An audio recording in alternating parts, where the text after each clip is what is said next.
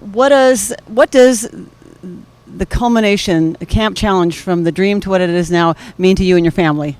Camp Challenge has been an experience that is actually beyond words. It was a way for us to take people into a dream that we had and actually bring them into our hearts so that they could understand that when they're fighting cancer as a family, there are others around that are facing the same challenges, and there are others around that are willing to show them love and show them affection and bring them the caring that they need in this difficult time. What do you say to the people who say, money spent on Camp Challenge could be spent on more important cancer things? I agree that there are some excellent uses for funds that could go to other organizations. However, I think there's one thing that everybody has to admit. Cancer's not going away anytime soon. I think in a best case scenario, we're looking for a conquer of cancer within 20 to 30 years. So if we have 100,000 people in the United States that are going to be battling cancer annually as new patients, you can do the math on how many families are going to be impacted between now until the end of that 20 or 30 year span. So in that time frame, we've got to find a way to give some compassion and care out to those families. And I think Camp Challenge is an excellent representation of that. Talk about the healing of the heart that goes on here. Oh, that's something that's special for each individual because they get to really embrace whatever they find most special about the camp. To me, it's simply the willingness of people to come out and say, for the next 3 days, I'm going to put my cancer aside and I'm going to live life to its fullest. It's difficult when you have cancer to ever stop and to get away from the disease. The phone's always ringing. The doctors are always calling. There's always an appointment or a scan or a blood test. So to be able to just set it aside and come back to a portion of life where you can just relax and you can embrace the goodness of being with your family, of having a massage, of flying down a zip line, or doing arts and crafts is something that's beyond words and beyond a price tag. And what about the impact on, or the joy that it gives to the kids and the rest of the family?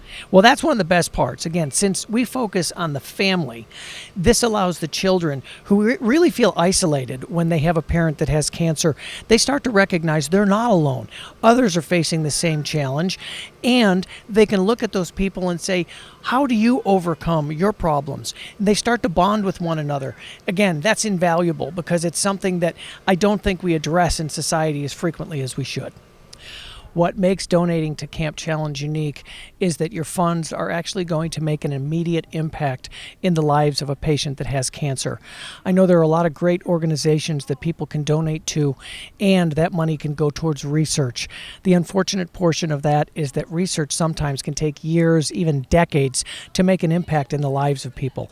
This is a way to reach out and touch somebody that's fighting the fight against cancer and battling this on a daily basis immediately. We do not pay anyone on our administrative staff anything to participate in Camp Challenge. We're an expressly volunteer organization, so every dollar that's put in is put towards helping people that are fighting cancer. And this is why we were saying earlier, why are you not a paid professional speaker? Seriously, I get asked all the time, how is he not a promotional, inspirational speaker for huge corporations? The first time my friend Lois heard you in Petaluma, she works for HP, she goes, I've seen paid speakers all over the country when I traveled that don't do what he does. I remember at the end, she's going, good Lord. I got to tell you, my favorite was Heidi told me before we go to bed last night that when I did my little thing when we were up there about the coyotes. Yeah, exactly. She said the Dane's standing right next to you going, does he know we're on a timetable? And Kat says to Dane, trust me, it's going to come around. He's got something planned. It's like that book by, I think it's Ellen DeGeneres, My Point, and there is one. Exactly. We're going to get back to it. I go, wait for it. You told your story last night, Tom, about why you started the organization and your personal story. Can you kind of give me a recap of that too real fast? Sure. I was diagnosed in February 2004 with colorectal cancer, and I metastasized to my lungs in 2005. Heidi, my wife, and I, the two people that decided to create the foundation. We've had cancer impacting our lives for probably better than the past 30 years. She lost her dad to cancer when she was 15, and he was just 42. So to have a husband who was diagnosed at the age of 40 with the exact same cancer, colorectal cancer, was just a little too ironic for us, especially considering I sell cancer diagnostic equipment and she's an oncology nurse. So some people have a quiet voice that reaches out to them and tells them they're calling. Others need to be hit about the face and neck with a brick. I'd fall into that category.